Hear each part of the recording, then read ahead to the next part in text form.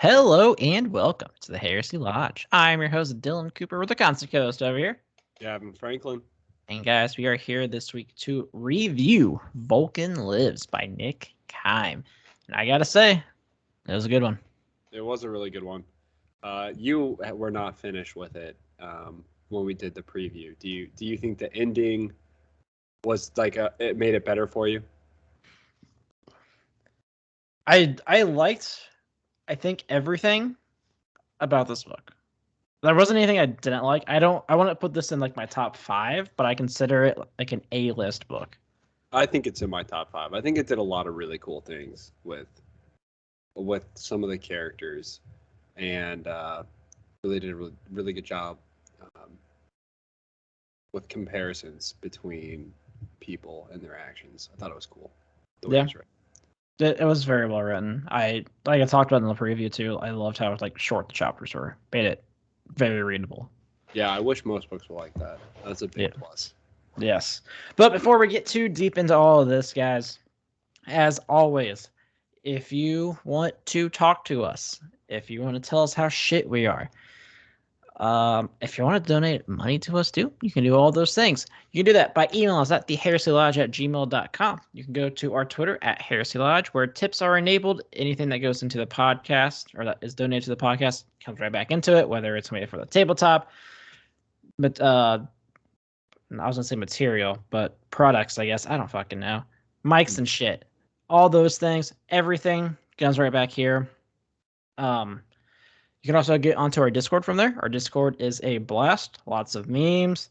We have been really big into history lately, so a lot of history lessons. It's been very interesting. It's been fun. Weird trips. Yes, that is for sure. We have talked about how Australia is not a real place, and I will stand by that comment. Stay strong. Yes, always. What are you drinking this week? So, this week I am drinking Cousin Eddie's Blackberry Ale from Black Dog Brewing. And it's very tart, but I really like tart, so it's really good. I like it. This is in Mooresville, I think, Indiana. Are you a big sour fan? Not really, but this isn't like as potent as a sour. I mean, it's an ale, whatever that fucking means, but it's good. I'm drinking the beer that I was gonna do the podcast with a few weeks ago. I don't know if you remember, but I thought it was so gross that I went to the store and got a different beer. Yes, I do remember that. So this beer is West 6 Brewing. It's based out of Lexington here. It's called Pack Away. It's a Vienna style lager. And I gotta say, I've been to this brewing company. This is by and far the worst beer that they brew, and I don't understand why it's so popular. Apparently, it's their most popular beer. I didn't even actually see it on the menu when I was there, but I had, we've been doing this thing on Saturdays now in between soccer games that I have to go to. We've come to the agreement that in between we go to a brewery. So I've been trying all the different breweries. Last weekend I had a really good, we went to a cool German brewery. I love German beer. German beer fucking rocks. Yeah, they do shit right over there. Mm-hmm. They've also done a lot of shit wrong, but they did beer right at least. They've got a mixed track history, that's for sure. You know, you got your pros and your cons. So, Vulkan Lives. I love if once we've moved past how the Imperium maintains itself logistically. Also, yeah, that was definitely at the end of the book because I was like, "There's no way I missed that." And then it's like the third to last chapter they talked about moving them, and I was like, "Well, what the fuck? They really did do this." Oh yeah, exactly. Okay, yeah, I thought it was earlier on. My bad for spoiling that. Yeah. So I'm gonna spoil the entire thing for you. Spoiler alert. Dumbledore dies. I read that book. It's fine. So, if we recall from the preview, basically we said that this book follows two main characters. You have Vulcan and you have Newman. And I want to talk a lot about the Vulcan storyline. So Conrad Kurz is torturing this man on his ship in a maze that Porter Rabo had built for the prison, for Vulcan to be a prisoner. There was some crazy shit that happened, dude. Man, poor Vulcan. I mean, yes, he's invincible, so it's kind of whatever. But man, you suck. Just constantly just getting your shit kicked in. The first torture scene that really blew me away was him being burned alive. He was being cooked alive. You know, when that happened, I was like, isn't their whole thing like being like immune to fire? Yeah, so this is So something I was like, that what's happening? How is he like being melted? He should be Gucci. this is something that I feel like was very confusing to me throughout the book because in honesty, even though Vulcan was a badass, he also was a bit of a pussy, you know? Because it's Yeah, like not there were a lot of things that I expected to happen that didn't happen. Like we really didn't see Vulcan's insane strength. no, honestly, I was expecting him just like at one point get so fed up he was just start punching through walls and say "fuck this maze." We also saw that salamanders are supposed to be not immune to fire, but flame retardant. Yes, they are all firemen.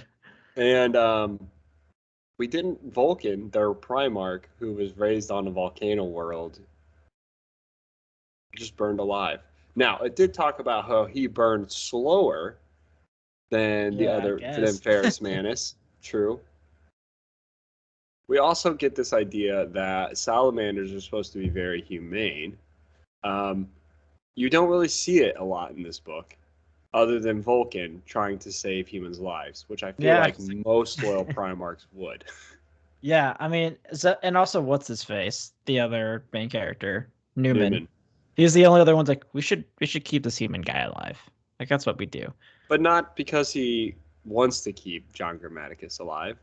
It's Spoiler because, alert! That's who that one person was that was yeah, on the list. it's not because he's like, we need to save John Grammaticus because he's a human. He might be useful to us, and Vulcan lives. The other thing is like the whole night vision thing. There were Yeah, many times where that getting Vulcan was like glossed in the over dark. like blew my mind. I was like, how does he not see curves? Yeah, he's like, this is a really dark hallway. Art, how are you? I don't understand. He couldn't see any of the Raven Guard when like one of his legionaries on board another ship, arguably the best Raven Guard uh, person we ran into, wasn't able to hide from one of his. It was an apothecary. Yeah, And not even like one of his pyre guard.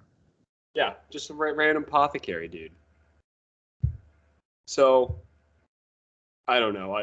I feel like they really glossed over some of the power aspects of salamanders because in reality, the salamander should be a bit of an overpowered legion, and Vulcan himself should be a bit of an overpowered Primarch. Yeah, agreed. Given the fact that he's immune to physical death and he's the physically strongest Primarch of them all. Should be pretty crazy, but I feel like they overlooked a lot of that. Yeah, and also just even like going off with like them doing everything to make like Kurz and Vulcan like opposites. Like it makes sense for him to be able to see in the dark then. Yeah. But we do get that crazy scene. That was a scene that I think that was the most intense scene to me personally, other than near the end. There were 3 times during Vulcan's torturing that I had to put the book down. That was like, wow, that was really fucking crazy. And the first one was him getting burned alive in an oven. Because I remember that was crazy. Up till that point, there was a little bit of torturing, not a lot, and the book was kind of all over the place. And then he gets burned alive in an oven. I'm like, all right, here we go. It's gonna be a crazy story. The next torture scene we have that I remember pretty potently is he's chained to the wall, and the chains go into the wall, and basically they're holding up a giant slab in this other room. Yeah. And he has to hold the chains there because if he starts falling back, the slab crushes a bunch of people. Yeah. crazy. Fuckers. Yeah, Kurz is nuts. If he would have taken like half of the time that he puts into figuring out ways to torture people into figuring out a good way to establish law-abiding order, I feel He like might be a great Primarch. he might be one of the best. But instead, he's like, okay, think, Portarabo, think. Giant rocks over them, chained to a wall. If he misses or fails lifting them, they all die. How crazy would that be? Portarabo's Portarabo's like, what the fuck? Jesus Christ. Like, sure, dude, I can do it, but what the fuck? I just thought we were going to make a maze. Wait a minute. This was not in my contract. That's what mine is. It's just a maze. So that was an interesting scene. As you know, like Kurz harps pretty heavily on Vulcan killing people. I think his whole thing is super weak. His whole argument is weak as shit, in my opinion. Because Kurz is trying to convince Vulcan that he's evil and he kills people, while at the same time literally forcing Vulcan to kill people, not giving him a choice. It's not like Vulcan's like, oh, I want to kill this person. Like, he's really trying not to kill these people.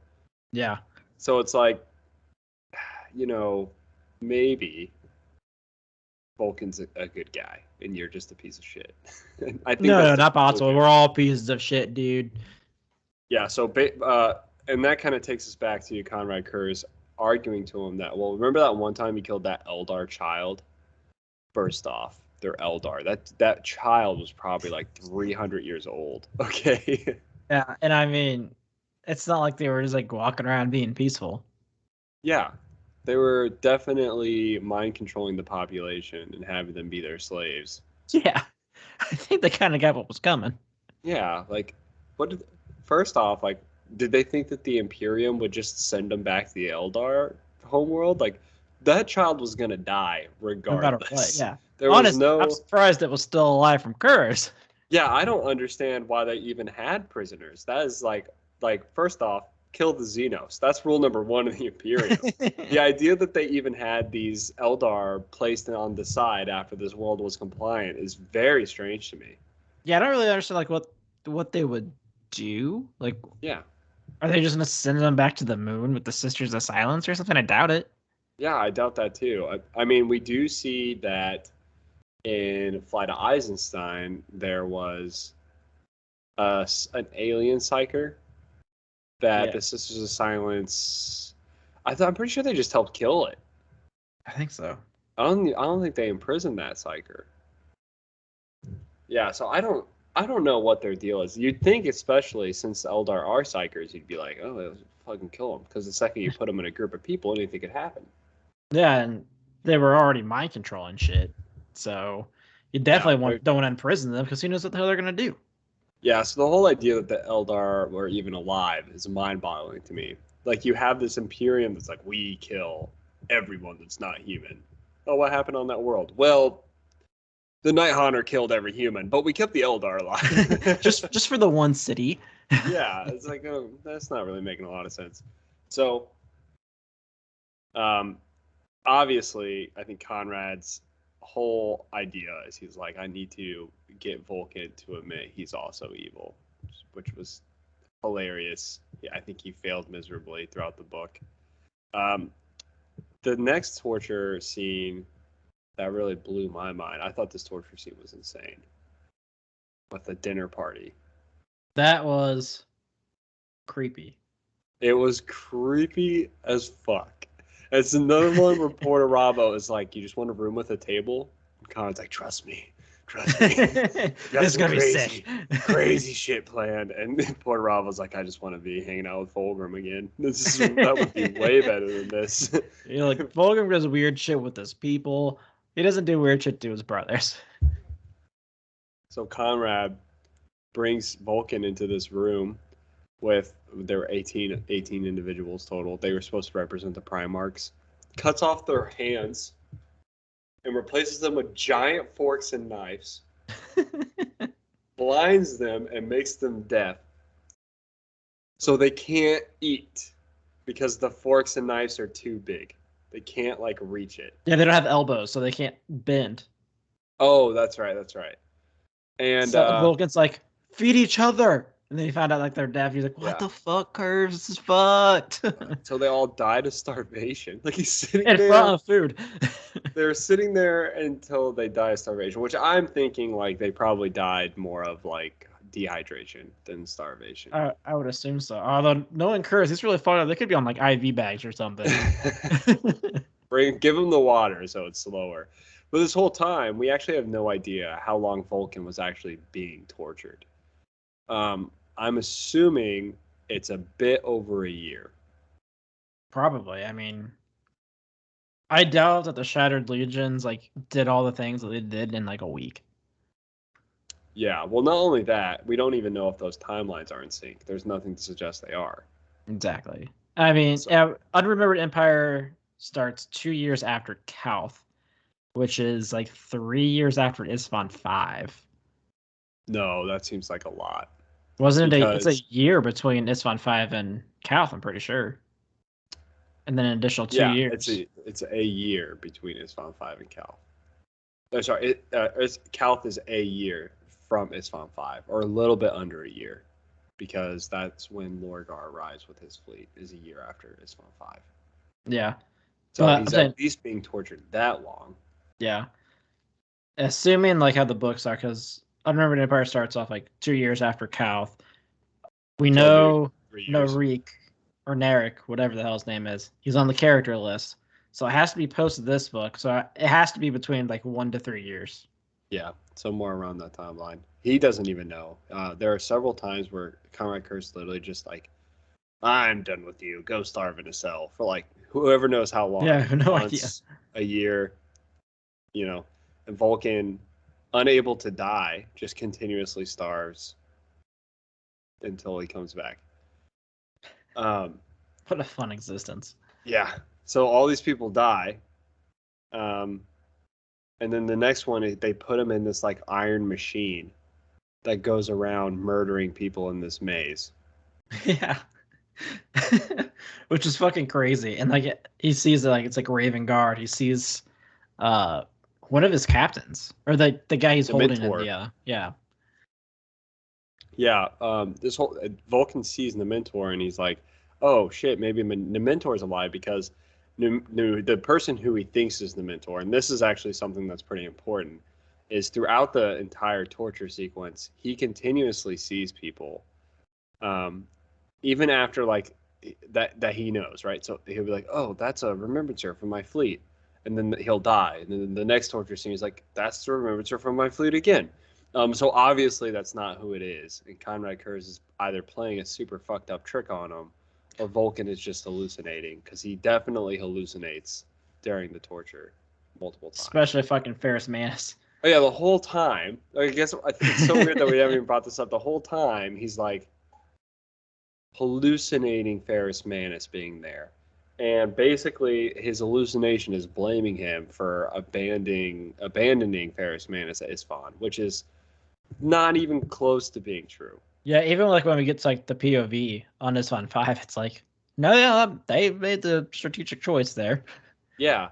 It's one of the things that I feel like happens a lot in the Horus Heresy novels, where somebody will be deeply, profoundly upset about something that doesn't even make sense. Yeah. And this is a good example. Why is Vulcan blaming himself for the death of Ferrus Manus? Well, I didn't go with him. You both would have died. Ferrus would have still died. The only reason Corvus Quarks got out there is because he's a sneaky sneak. And all of the traitor Primarchs thought it would not be worth hurting his ego by telling him that they can actually see Corvus Quarks. And the only reason Vulcan made it out of there is because he actually physically can't die in any way, shape, or form. So, kind of strange that he would feel guilt about Ferrus Manus. That dude was destined for death the second he was born, basically. Yeah, there was nothing, any decision to be ever seen from Ferrus Manus, none of it ever was good. Mm-hmm. So then, we have Ferris Manus following Vulcan around. We have that dinner party. We have the burning in the oven, the crushing of the people, where he becomes the giant iron golem.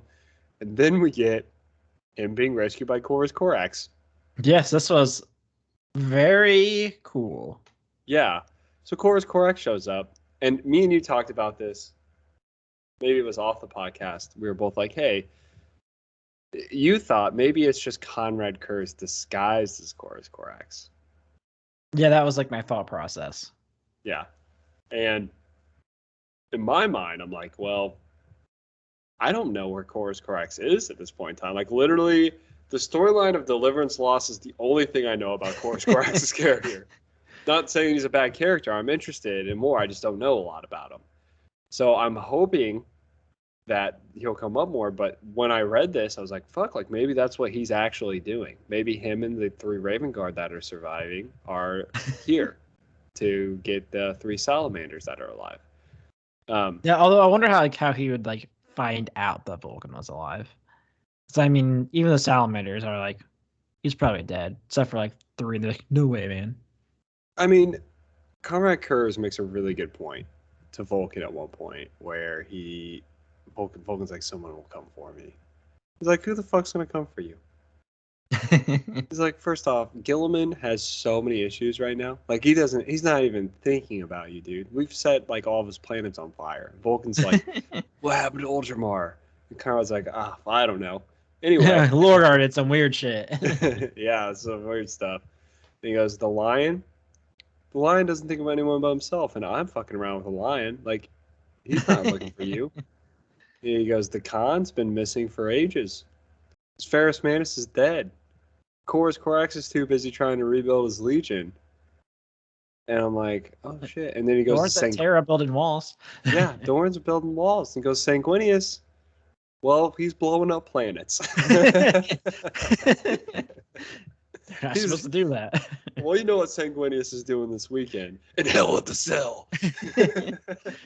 Cal Bondon or whatever the hell. Yeah, that was pretty close. That was totally it, I think. He has a cool model coming out. He does. Yeah, I think that was Abunda.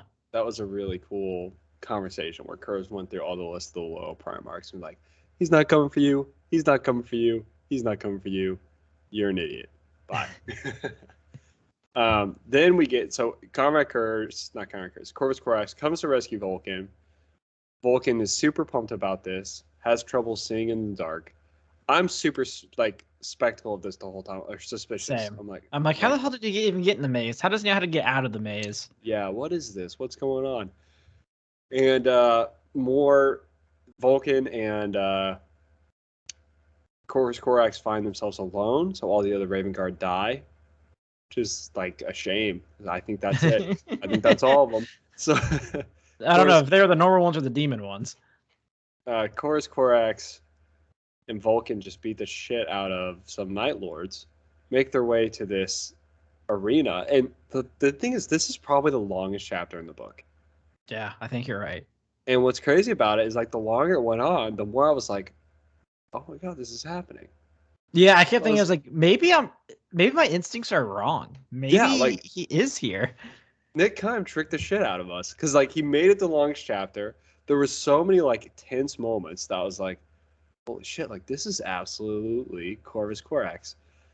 And then they get to the arena, and there's Conrad Kurz at the arena. He says, listen, I've got 3 legionnaires, or so X amount of legionnaires, and I'll kill them if you don't fight each other to the death. And both of those legions only have like 3 more legionnaires that aren't on the ship. Yeah, well, he has like 2 of them like blindfolded, like in the like Coliseum thing, and it was like Newman and some other Raven Guard who's unnamed. He's named, but it's not important. He's unnamed to me. Yeah. So Vulcan gets like a comm from Conrad Kurz during this, and he's like, I totally lied. I'm gonna kill Korva's Korax, unless like you beat him unconscious. Yeah, he's like, I know you can't die, so you actually have to kill him. Yeah. He said beat him unconscious is what he said, or something like that. No, he said don't just beat him unconscious or something like okay. that. Or no, don't sacrifice yourself or something, because if you do, then I'll kill your legionnaire anyway or something like that. Yeah, so Chorus Corax immediately gets up and starts fighting Vulcan. Vulcan's this is the part I do love about Vulcan. I wish we saw this more.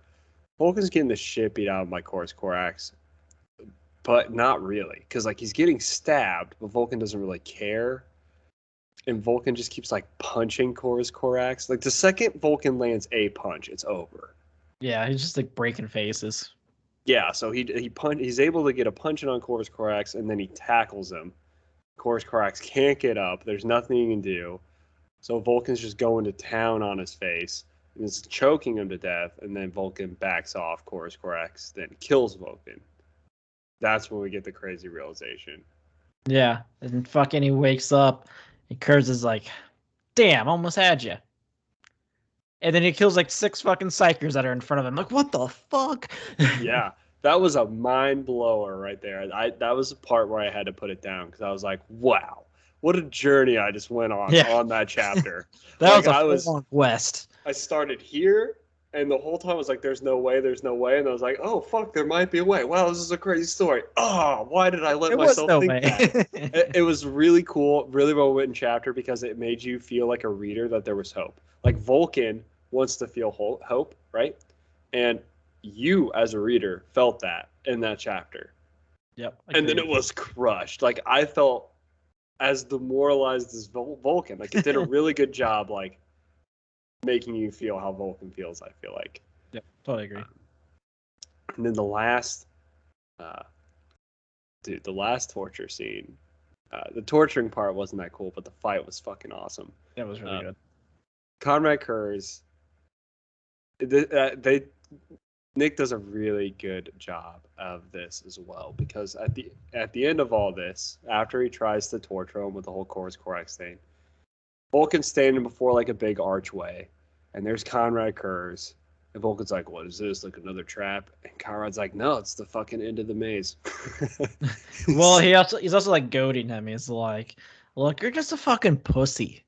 Like, this isn't even cool. You suck. Your legion sucks. You're just a giant piece of shit, and the rest of us are kind of great." Oh, Vulcan is saying that. Yeah. To Conrad Kurz, yeah. But what I love about before all that happens is Conrad Kurz is like, I've tried to kill you. I've tried to get you to murder people. It's been years or however many long months. I'm just kind of bored. Been like an hour. He's like, I'm just kind of bored, dude. He's like, I'll tell you what, I'll make you a deal. Like, you're going to walk through this maze, and in the middle are some salamanders. And your hammer. Now, this hammer is one that he forged for Horus. I want to talk about that a little bit when we get to how we talk, when we get to what the hammer does.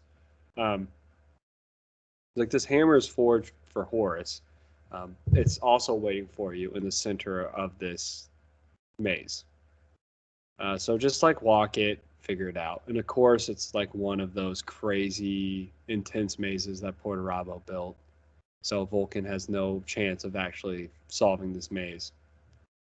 The Night Lord is also, or not the Night Lord, the Night Haunter, Conrad Kurz, is also coming out and like stabbing him periodically. Yes.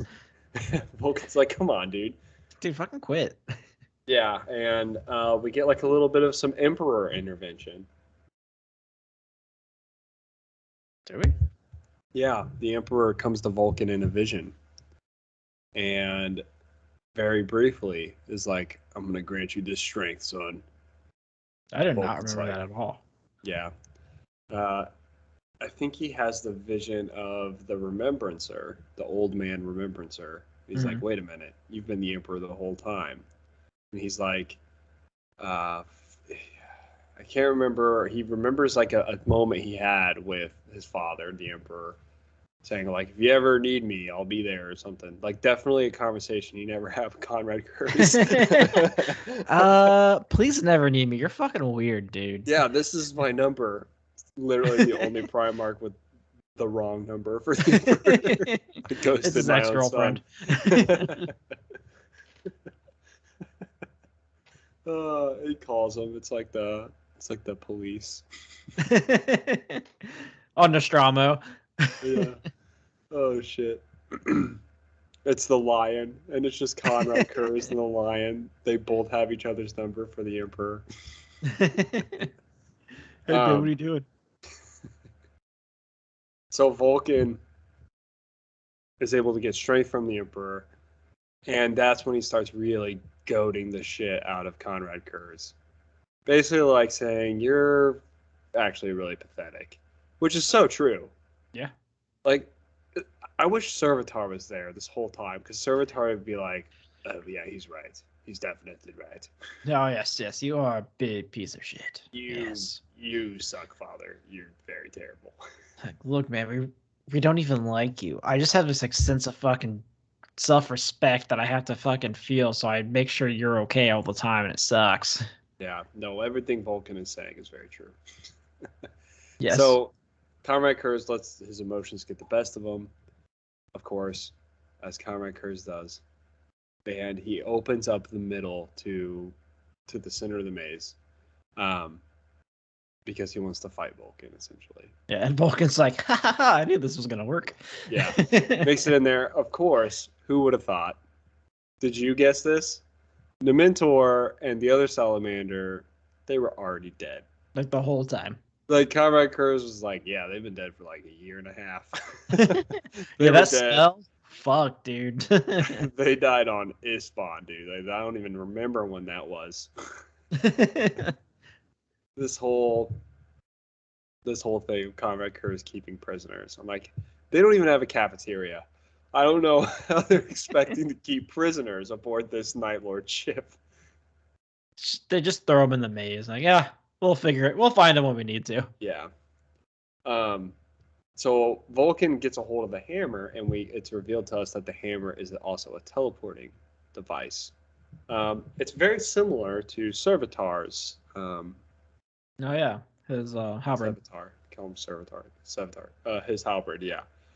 Where he clicks a button and it teleports the Terminator squad to him. Which, by the way, I didn't realize this to begin with, but Servitor is like the leader of the Terminator squad, but he's not a Terminator. He's just too cool. Yeah, they were like, hey, can you be the leader of the Terminator squad? I was like, yeah, but I don't want to wear that shit. Dude, that shit's heavy. They're like, oh, okay, fair enough. So like this dude that is not even in the same tactical acumen as the people that he's leading. But one thing that's interesting is this hammer teleports you places. So at first my initial thought was like, okay, how does that work? Because you're totally bypassing the warp of it all, you know? Yeah. But then I realized like, oh, it's Vulcan. And he probably forged some crazy shit that allows one person to teleport or something. I don't know if maybe I missed this. And did it say where he teleported to? No. Okay. It has to be Kind of, to that sigil, right? That Newman's carrying around? No, I don't think so. Is that Maybe. Inhibitor? I don't remember which one. That would make sense, right? Because he's like carrying around this device the whole time with the sigil. Dude, that's what I thought. Because that just makes sense. Like, I just wanted him to show up and then he'd be there and John Grammaticus. I'm like, well, shit. Oh, yeah, so okay. I want to talk about that at the end when we talk about Newman's story and where they kind of come together or don't come together. So my favorite line from this entire book is you have Conrad Kurz there and he's like, you think your teleportation is going to work? I have teleportation dampeners. Ah! And my favorite line is Vulcan's like, yeah, you got me. But I think you're forgetting something. It's not just a teleporting device. And it's a fucking hammer. Yeah, you gotta have this moment where Conrad's like, what else is it? It's like, it's a hammer. Just beats the shit out of him with it. Great line. Like, do you remember when we were talking about in the preview when you had it read this? Like, it's like one of those one-liners you'd see out of like the Terminator or something. It's like, it's also a hammer. Oh, bam.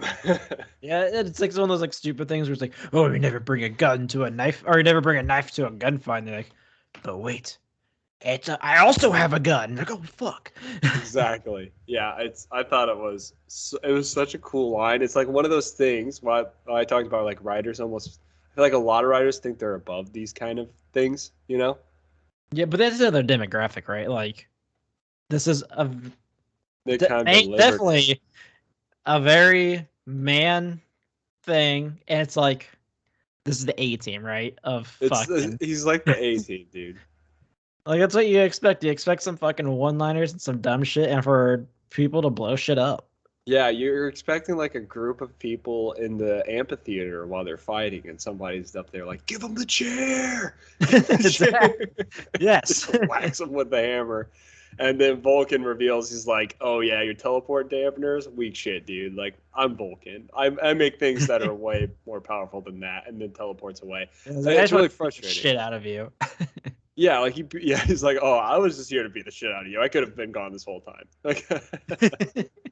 What's really annoying is that he didn't kill Conrad Kurz. Yeah, of course not. You know, why would you do that? You gotta let Kurz come and scare Dorn some more. It's super annoying because the whole idea is it's like I don't get it.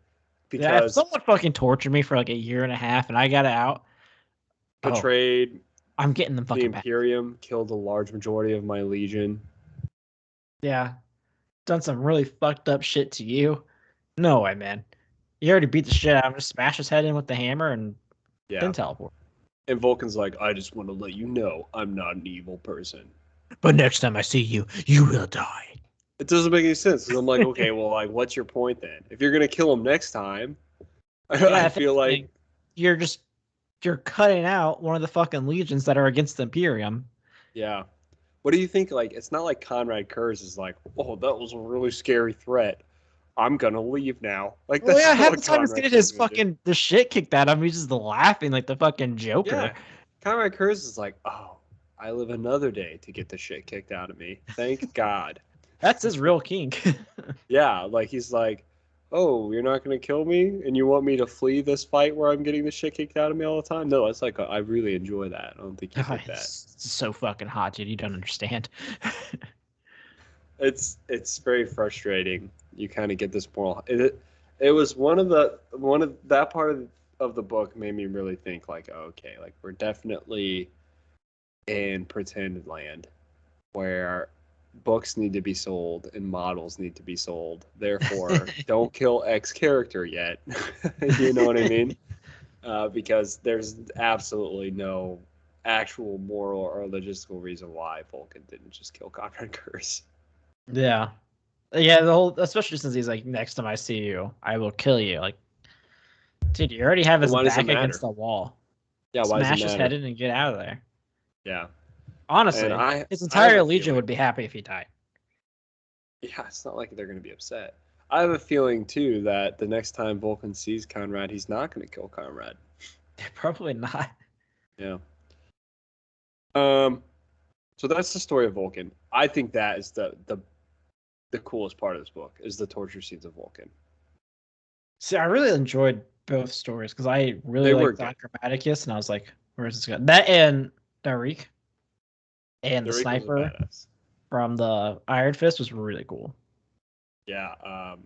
Oh, that scene. That was the second scene. Remember I told you there were two scenes? Yep. And one of them was Vulcan's. It's also a hammer scene.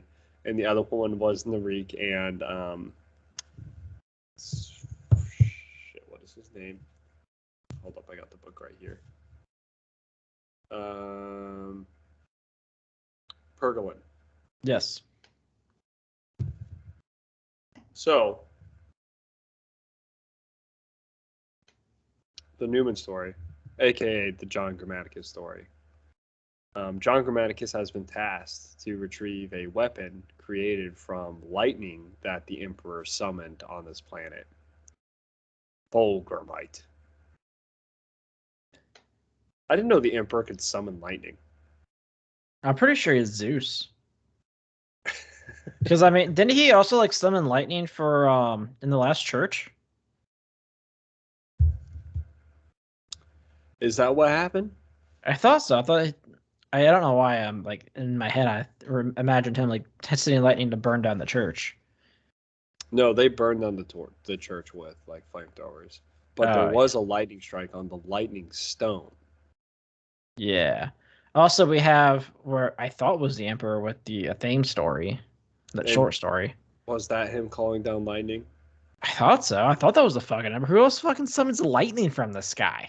I don't know. It's warp lightning. We are gonna fuck around right there. Yep.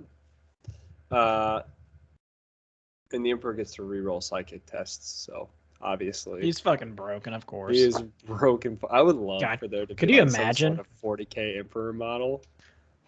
That would be I mean, insane. him by himself is just 2,000 points. At least, because God, you have I can't even Titans. imagine like his secondaries and shit. I'm trying to think of like what that would even look like because can an Emperor take down a Titan? Probably, and they're like 6,000 points. Fucking easily, yeah. Yeah. So I feel like it'd be like a 10,000 point model, and it would just be like a come get me. Bring me your armies. Let's go, pussies. If I'm not dead by the end of the game, I win. Doesn't matter the points, doesn't matter objectives, come kill me. 2 up invuln. Yeah. The Emperor gets to choose 3 objectives at the beginning of the command, or the very beginning of the command phase, and he gets them. And you have to have 30 models to take them. Only takes up 1 slot in a transport, though.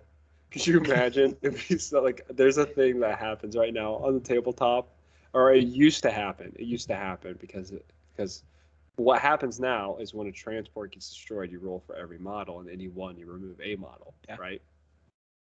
What used to happen is you had to roll for every model individually. So like each roll was associated to a specific model. Right. So if you had like a 10-man, you could roll 10 dice because they're all the same model. But let's say you put like Gazgul Thraka in a truck and it blew up. And you say, this is Gazgul Thraka's dice, and you rolled a 1. He just dies. That would suck. Could you imagine like putting the Emperor in a transport? Transport man. Dies. You got a 1/6 chance to one-shot the Emperor here. That would be very funny. That'd be so fucking stupid. But anyway. So we digress. Tabletop talk. The story with John Grammaticus, he's retrieving this, but there's also word bears after it. Like we said, you cannot have a story anymore without word bears. They're going to be everywhere, all the time, all over the place, and we hate it. They're a good bad guy. You hate them all. Yeah. So he finds himself in the, I guess, what's the word I'm looking for? In the company of the Shattered Legions, with some Salamanders, some Iron Hands, and a couple Raven Guard. The Word Bears are hunting them down, led by Narek. He's kind of a badass because he hates the Word Bears too, which makes him the most likable Word Bear. Yep. Any Word Bear that hates Word Bears is 10 out of 10 in my book. That's a good Word Bear right there. It's a tolerable Word Bear. He's a badass. Yeah, it's nice to finally have a Word Bear. Like guys, is this not weird? It's like when I read that, I'm like, thank God somebody said it. Yeah, it's like, man, this is real fucking shitty. Yeah. Which makes me think like why he wasn't like purged. Well, from what I remember, if we remember the story with Lorgar, I think he talks about it in Betrayer. The people who were purged, there were a lot of word bears that weren't actually like, I don't think word bears went through like a purging. I think almost every word bear, because of Monarchia, was like, yeah, we're down for this. But we're gonna fuck shit up. Yeah, but the purging was Lorgar getting rid of the people who hated the Ultramarines too much, and that was Calth. Remember Lorgar said that? He went through and he was like, the purging that we had was not a purging of unloyal Space Marines. It was a purging of people who were like so obsessed with the Ultramarines and killing them. Yeah, maybe I can vaguely remember. So John Grammaticus is with them. He dies at one point. Narek shoots him. comes back to life because he is a perpetual. And this whole time, by the way, this is something that I want to talk about because it wasn't actually really discussed at all in the book other than this one point. He's contacted by who I'm pretty sure is Eldrad Oathwand. Yeah, they didn't say. But Yeah, that it makes doesn't sense. say. It's a some sort of Farseer, Eldar Farseer, that's not with the Cabal. He's like, this is actually what you need to do. But he doesn't actually tell John Grammaticus what he needs to do. Yeah, it just gives them like you want to do this thing, I'll tell you the next thing. Yeah, but also, I don't even know if John Grammaticus is working for him or the Cabal. Yeah, I Because don't know either. he doesn't actually make the decision or tell you what his decision is. Yeah. He's just like they both want him to do the same thing. They both want him to get the Fulgurmite and then leave the planet. It's like, well, I guess I'll do both of these things. It's the I same. think, yeah, I think it's pretty obvious. Maybe it's not obvious. I don't know. The Cabal are pro chaos. You think so? Well, they're either infiltrated by chaos, and they're like chaos needs to win, or they're just chaos needs to win in order for chaos to be over, um, which is in my mind kind of pro chaos, because they want the Imperium to lose. We had that discussion at the end of Legion. Remember, that was the whole thing. They wanted Horus to win the war, so that chaos could reign for a short period of time and then kill itself out. Yeah. However, I think that's a bunch of propaganda bullshit, and the Cabal is actually evil. I can see it. I think Eldrad, though, is pro-Imperium. I think he's just anti-chaos and not really pro anything. He's like, I've seen what they've done to my people, and I would rather not do that. There are tits everywhere. Dude, there's so many tits and so many dicks. We gotta get away from that, guys. Listen, take this Fulgurmite and kill Horus with it right now. Please, for the love of God. We have to get away from the dicks. So there's so many, man. So many. Newman, they realize the Salamanders and the Shadow Legions realize that John Grammaticus is perpetual. They don't trust him at all, but they need him because John Grammaticus reveals to them that Vulcan is alive. And that appeals to them in some way, I guess, because they're like, oh, yeah, tell me more. It's kind of weird. But they're going for it. And what's really cool about this story is it's almost like it's like Rambo or any sort of like action movie that took place with a group back then, because it's like as the story goes on, more people die. Yeah. And even the name characters start to get picked off, and you keep wondering, like, I wonder how that person's going to die. That person's going to die. I hope this person lives, yada, yada. While at the other side of the story, the word bearer is Elias, who is the ritual dude. Yeah, the ritual the dude. Priest. Yeah. He's basically, his entire plan is to harness the power of the Fulgurmite in order to ascend into demonhood, is my understanding. Yes, him. And it's failing because no matter how many people he's sacrificing, the use of the Fulgurmite, from my understanding, is that it's used to kill perpetuals. Yeah, that's what it definitely sounds like, especially at the end of the book. Yeah, so Elias has this realization that he needs to kill John Grammaticus, and that's which makes me think: can the Emperor just like summon lightning and kill a perpetual? I don't know how that works. Because probably this fucking weapon is made from fucking lightning hitting some sand and making a weapon. I mean, do you think the Emperor can kill a perpetual without it? Probably. It's the Emperor. This is true. He's pretty much... he can do whatever he wants. Yeah, he can. So... except be a dad, I guess. Or a good dad. If you're so great, how come you're not a good dad? Look, I fucking forgot.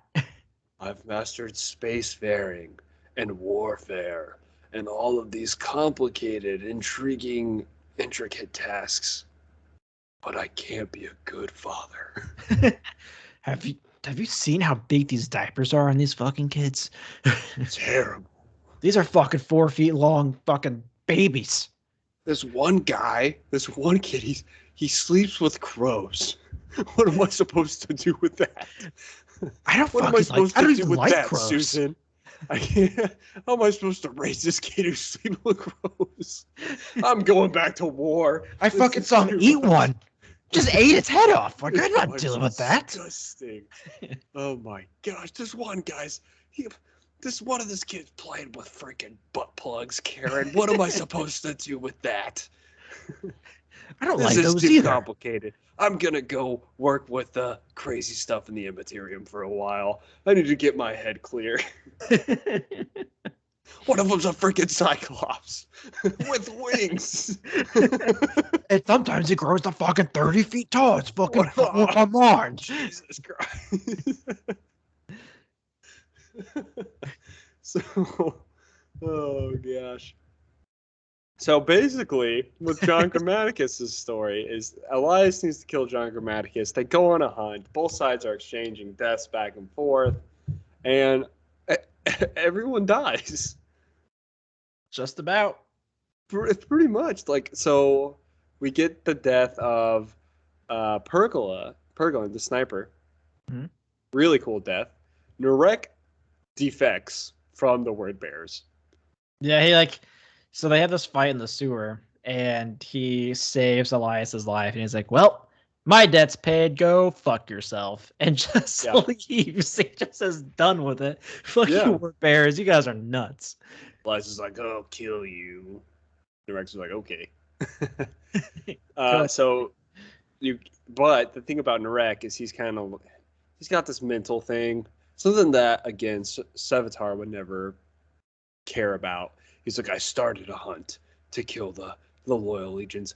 I'm gonna finish the hunt. Well, he only wanted the sniper, I think, at that point, because he was like, this dude's really fucking good, but I think I'm better, so let's do this. So he shows up, the most like Western standoff in any of these books. Oh, I love it. So fucking badass. Pergola is about to snipe some people, and Narek interrupts him, and they both stand up. Hey, you're the sniper, right? Yeah, so they're like facing each other, and Narek's like, listen, I really wish we could have a shoot off with our sniper rifles, but I don't think we have time for that. So we're either gonna go knives or pistols. And just the most badass thing ever. Pergola thinks it over for a second. He goes, knives.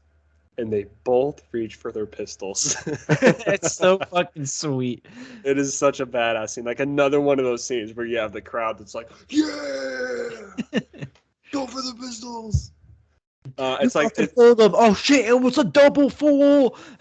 That was like a Quentin Tarantino scene. I feel like Quentin Tarantino would have wrote that into a movie. And so they both go for the pistols, and all you get is that's some like Kill Bill shit right there. Yeah, and Narek was like, I was just a little bit faster, and that's the end of Narek's story. And I was like, okay, this guy's actually a badass. Like that was fucking cool. They literally just drew. They drew like they were in a western. Fucking sweet. You have the Raven Guard dies. We don't really see how. It's a lot of people die that they don't show, so it's possible they're still alive. One thing that's also happening on this planet is there's like a giant ruin storm occurring. So we're assuming that everyone dies that is left on the planet. So you have this is how everyone dies. Hierarch, the librarian of the Raven Guard, you don't see him die. You just know that he stood behind to fight Elias and a few word bearers and then was never seen again. Yep. And the word bearers were. There's a good assumption there. Domitus, who is the quartermaster, just dies in a shootout earlier on in the book. Pergolin, who is the sniper, dies from Narek. Shinra, the tech marine, dies in the sewer as a decoy.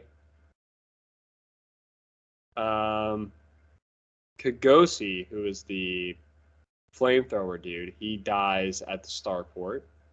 But I don't think it shows his death. I think like his pack got hit and exploded or something. Or maybe that was somebody on Isfan 5. Yeah, I don't know. I don't know if it shows Nagosi's death. Not really sure. Leo Drac. It basically says, I think him and Kagosi both go out this way, but I'm not 100% sure about Kagosi. Leo Drac is basically like, all right, well, there's only like 5 of us left. Let's make a crazy charge. And then it shows him charging, and that's it. So Yeah, because they were distractions for the other ones to get to the ship to escape with Grammaticus. Right. You do get a little snippet where it's like there wasn't enough of them, or they didn't make it out or something. But like it never actually shows Leodrak dying. So he was a pretty big character. He was a pyre guard. I wouldn't be surprised if he lives. So Elias, after all this occurs, Elias successfully.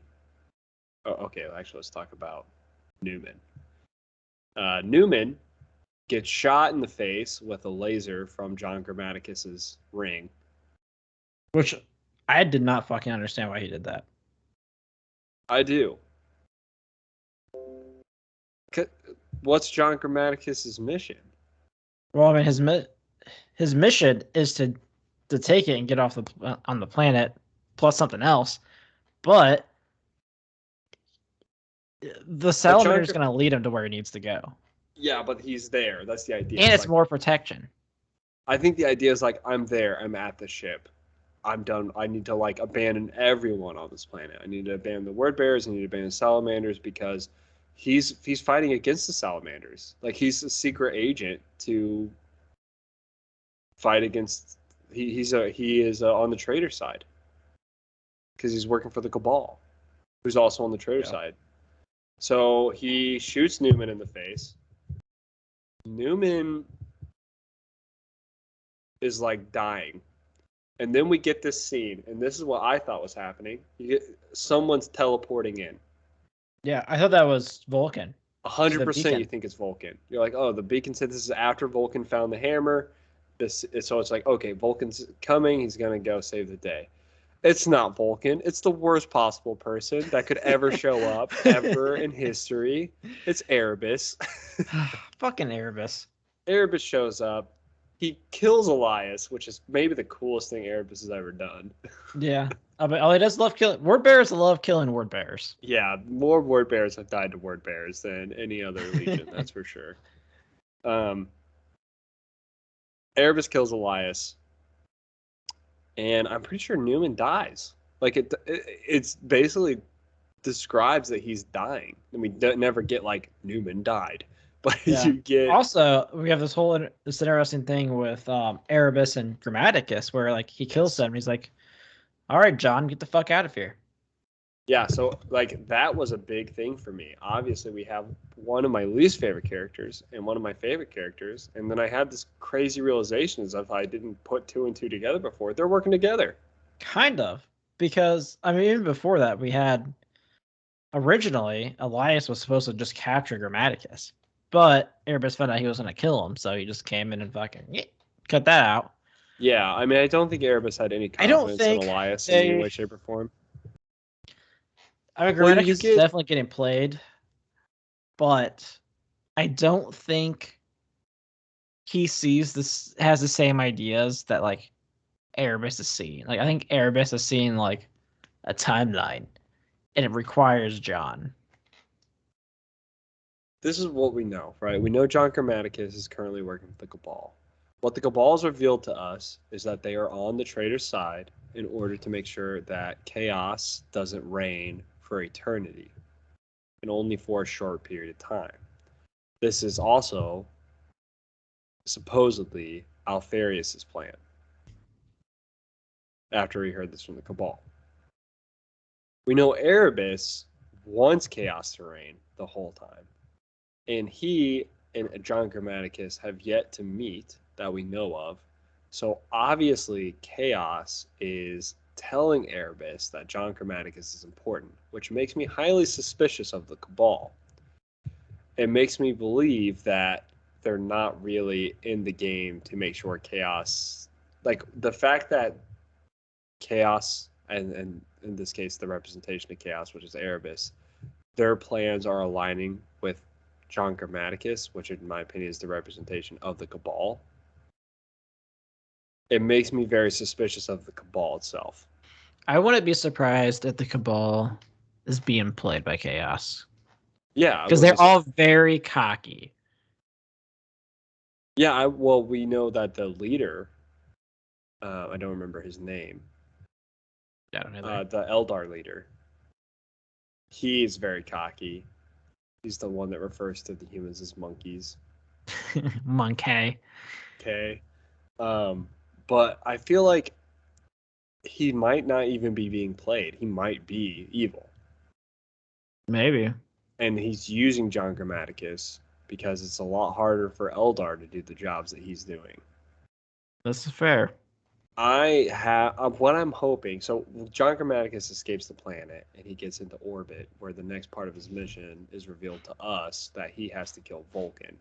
So it's pretty obvious to us as readers, I think, that the Fulgramite weapon is used to kill Perpetuals, and that's why also Elias was trying to kill John Grammaticus with it. Why Vulcan is so important, I think it's just because he's a Primarch. He's like it's one of the steps. You know what I mean? You have to kill Vulcan. You have to kill them all eventually. So Right. That's one of the steps.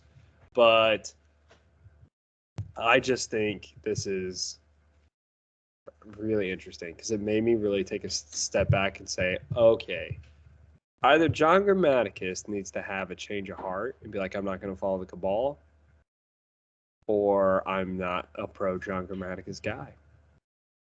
Yeah, I'll talk to you about this off air, because I know of someone who's a Perpetual who dies, and I wonder if it's because of the weapon here. Yeah, I mean, it's possible. I think it's very, very plausible that a Perpetual dies from this weapon because I'm also just so confused in how the Emperor's fucking call of lightning can create something that can kill Perpetuals.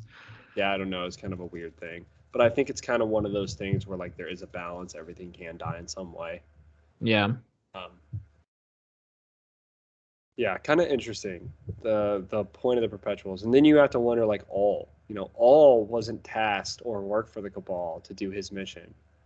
John asked him to. Yeah. So is what all is doing for the traitors, for the loyalists, because Chaos is trying to stop him from doing that. Very clearly. I honestly wouldn't be surprised if fucking John is a fucking double agent as well. Yeah, I think that needs to be fleshed out a little bit more, and I hope it does happen. I'm expecting it to, because I feel like there's a lot of questions surrounding John Grammaticus, what his motivations are, what the Cabal's motivations are, where they align with Chaos, where they don't align with Chaos, and hopefully we get those answers, because it's a little confusing. Yeah, agreed. I think this is my fourth favorite book. So you changed it. So last week when I asked you, you said you think it was your favorite. So you thought it through. I think it's my fourth favorite book. I don't think it's as good. I think it's on par personally with First Heretic. I don't think it's Thousand Sons, Fulgrim, or Betrayer. But I think it's on par with First Heretic. I think it's a little bit better than First Heretic. See, I have it like Prospero Burns level. Like I really enjoyed it, but I wasn't like I don't think it was like the best. But I mean I really like it. And I really liked Prospero Burns. Sure. So I give it like probably like an 8.5 is what I would put it at. 8.5. I would say it was like a 9.5 for me. I also really like the salamanders. I don't think it represented them super well in this book from what we see. That's kind of like what like my knock on it. Like there's several things like especially like with the salamanders that just like wasn't there. That I was like, why? Like this is kind of like the whole point of them. Right. Yeah. As far as important to the heresy, I think it's a 10. We need to know what happened to Vulcan. I suppose you can. The problem is when you combine Vulcan and John Grammaticus' story, I feel like this is not a skippable book. Yeah, especially like right now, like we don't know what happens with what's it, Fulgrimite? Yeah, and we also don't know what happened to Vulcan. I guess we can talk about that for a second, in the sense that the last scene we get with Vulcan, and something that I find kind of funny. is he's like hurling to a planet like a meteor. Yeah. I'm like, what kind of backwater shit teleportation device did you design, dude? He's I'm imagining somewhere randomly in space. Click. I'm just imagining like there's like lifting him up and he's just like literally flying through like space and everything everything's like, what the fuck was that? Yeah, I can just like I can imagine like all of the Night Lords surrounding him or something on the ship right before he clicks the button. They're like, where does that bring you? He goes, random places in space. I have and he no clicks fucking clue. He clicks the button and you have like all the Night Lords like, he's definitely dead. There's no way that has he seen how big he built a device that teleports him to a random location? He's definitely floating out in the middle of nowhere right now. Like, what if he did like on fucking like Isfon 3? Like, there's nothing for him there. Everything's destroyed. Yeah, I'm hoping that it talks about where he's at here soon and why. What if you let him like murder? Like, that would fucking suck. Yeah, I can't think of like any planet that makes sense because he was going to give the hammer to Horus. So it's like, I think it's possible that he winds up on the crack. But Makarage? But I'm wondering, like, it's not like, hey, Horus, you know your favorite brother Gilliman. You click this button, you can go see him anytime. You know, it's like, where is this? Is he ending up? Is it Terra? That would make it's gonna be with Newman was because like they kept talking about how he like picked up this thing from Vulcan's armor. But I guess if you think about, because then like if he gave the hammer, like it came back to where he was there, like, cool, it's Horus. Welcome back, bro. It's like that would make sense. But oh yeah, you think like Vulcan made it to where the two pieces were connected, and therefore once Horus clicked the button, he would just be teleported to Vulcan. Yeah, that was my thought process. That's one, or maybe it teleports him to Terra. Those are the only two places that I think make any sense. Think about how happy Dorn would be if Vulcan just magically literally falls out of the sky. Dorn's like, it breaks a wall. I did not see that coming. That was crazy. All right, well, we've got walls for you to build. Thank God I got another builder. I got another Primarch. Oh, please don't be like Korax. Please don't fucking leave. Your whole legion's dead. There's no way to rebuild it. If anyone tells you otherwise, it's a lie. Come help me build some walls. It's gonna be great. Yeah. I'm interested to see where he ends up. I think it'll be really funny. It's just a fucking backwater world. There's nothing there. There's like 3 farmers. Or like, I didn't want to be a farmer. Horus is like, what the fuck, dude?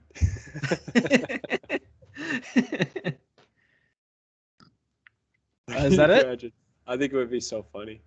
I'm just imagining the scene where like Vulcan actually gives the hammer to Horus. Everything went correctly.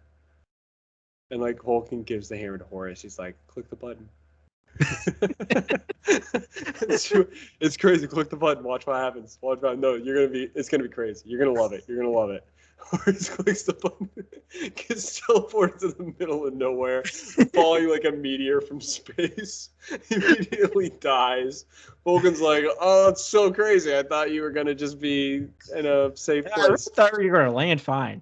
Yeah, wow. It turns out I killed the War Master on accident. But hey, guys, who else wants a hammer? That thing's fucking cool. But it's also a hammer. Don't forget. Oh, jeez. Yeah, I think that's it. All right. Well, guys, that is our review of Vulcan Lives. Next week, we'll be back to preview Unremembered Empire. Pretty excited for this one. It's a very long character list, but a lot of really cool names. Can't wait to see them again. Pretty short. Yeah, it's not too bad. It's still like 400-ish pages, but I hope it goes through quickly. It's Dan Abnett, who we haven't had in a little bit since No Fear, so I'm pretty pumped for it. But as always, if you want to critique us, if you want to just join the shit talking, do it. You can email us at theheresylodge@gmail.com. You can go to our Twitter. Pinned to the top is our Discord. It is at Heresy Lodge. Join us on there. If you feel like you would like to contribute to the podcast, we have tips enabled. Feel free. Everything that goes into that goes back into the podcast. The Discord is a lot of fun. Please join. If you're on the YouTube, please like and subscribe. Click on the little bell to let you know when we have new episodes coming out. They come out every Saturday at 4 a.m. Eastern Time. Super early, but it's great for our European listeners. That's it. We'll be back next week, and you guys have a good one.